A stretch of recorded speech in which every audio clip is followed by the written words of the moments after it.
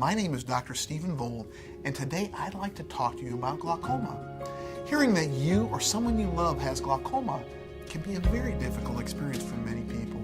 But in this video, we are going to try and demystify this experience and let you know that you are in good hands, and the leading medical minds have been working tirelessly to make suffering from glaucoma a thing of the past. Our number one goal is to stop glaucoma in its tracks. So take a few minutes with me to find out how that might be possible. We all have that faucet in our house that just won't stop leaking, or that drain that just slowly gets clogged. It's so slow that no one really seems to notice much. Well, that essentially is what is happening in someone's eye when they have glaucoma.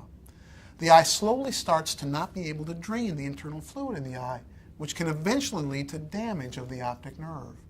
The optic nerve is the eye's main transmitter to the brain. It's kind of like the film in the camera. This buildup of fluid is slow and painless, and so for many it can go unnoticed. But over time, this damage to the optic nerve is what can create loss of sight. That's why it's so important to open up the drain before any damage sets in. So what can we do about this horrible disease before it needlessly takes our sight? The answers that have been found through medical research are astounding. The primary goal is to lower what is called IOP, or intraocular pressure.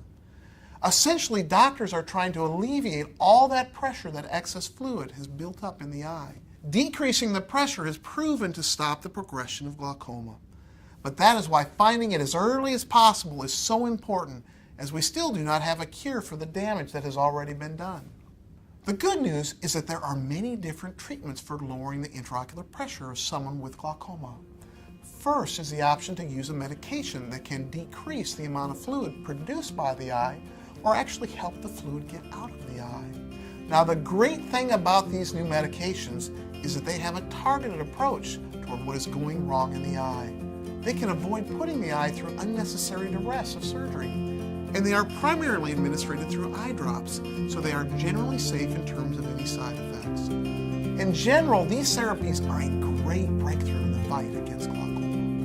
Another therapy to reduce the pressure in the eye is laser treatments. The beautiful thing about these therapies is that they are safe and non-invasive. There is no cutting or incision necessary. The procedure usually only takes about 5 or 10 minutes, and you will go home the same day as your treatment. Now, occasionally this therapy does not work, or sometimes only marginally lowers the intraocular pressure, and the effect can wear off over time. But when laser therapy is seen to work, more treatments can be done to continue your progress. The final therapeutic option is one that doctors have trained tirelessly to perfect. That is surgery. The first and most simple surgical option is called the trabeculectomy. When the drain of your eye, just like the slow drain in your house, doesn't work as well, the doctor will make a hole in the area of blockage to allow fluid to move more easily out of your eye, essentially opening up the drain. In other words, the goal of trabeculectomy is to create a whole new drainage system for the eye. This is currently considered the gold standard for glaucoma surgery. The main drawbacks of this surgery are potential risks of decreased vision and the long-term risk of an eye infection. Fortunately, doctors have special tools available to them that limit these risks. Also, you may not be able to wear contact lenses after this surgery. But of course, the wonderful aspect of this surgery is that it can successfully help stop the progression of glaucoma. Another therapy that you and your doctor may decide is best is to place a tube in your eye. And that will allow the fluid in your eye to drain to a reservoir on the wall of your eye. Again, this surgery will create a completely new drain for the eye, allowing fluid to drain and prevent the damage to your optic nerve. Additional risk to be aware of with this surgery is the small possibility of double vision and the minimal risk that the tube over time may need to be repositioned. This surgery has similar success rates to trabeculectomy and can significantly put you on the road to stopping glaucoma.